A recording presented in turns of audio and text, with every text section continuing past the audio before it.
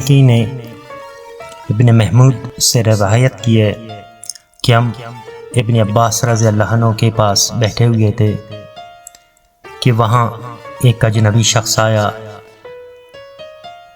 اور ابن عباس رضی اللہ تعالیٰ عنہ سے کہنے لگا کہ جناب ہم حج کے لیے آ رہے تھے کہ راستے میں ہمارا ایک ساتھی فوت ہوا۔ جب ہم نے اس کے لیے قبر کھودا تو ہمیں لحد میں ایک بہت ہی خطرناک کالا سانپ نظر آیا۔ تب ہم نے وہ جگہ چھوڑ دی اور دوسری قبر کھودنے لگے، لیکن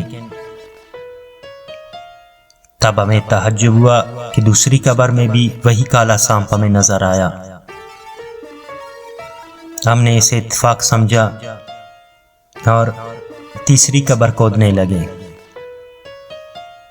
لیکن جناب والا تیسری قبر میں بھی وہی کالا سانپ ہمیں نظر آیا۔ تب تمام قافلے والوں نے مشورہ کیا اور مجھے آپ رضی اللہ عنہ کے پاس بھیجا کہ میں آپ سے مشورہ لوں کہ اب ہمیں کیا کرنا چاہیے۔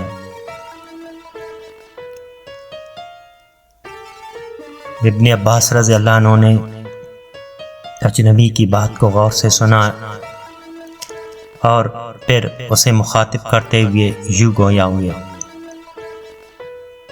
آپ اپنے اس ساتھی کو اسی کالے سانپ کے ساتھ ہی دفن کر دے۔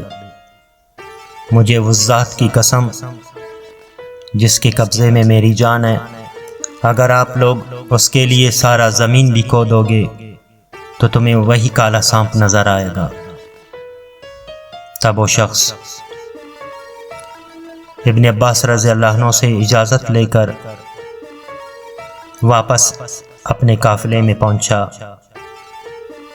اور انہوں نے اپنے اس ساتھی کو اسی کالے سانپ کے ساتھ ہی دفن کر دیا، اور پھر قافلہ حج کے لیے روانہ ہوا۔ فریضہ حج ادا کرنے کے بعد جب قافلے والے اپنے اپنے علاقوں میں پہنچے، تب جو فوت ہوا تھا اس کے ساتھی اس شخص کے گھر چلے گئے اور اس کی بیوی سے اس کے حالات زندگی پوچھنے لگے۔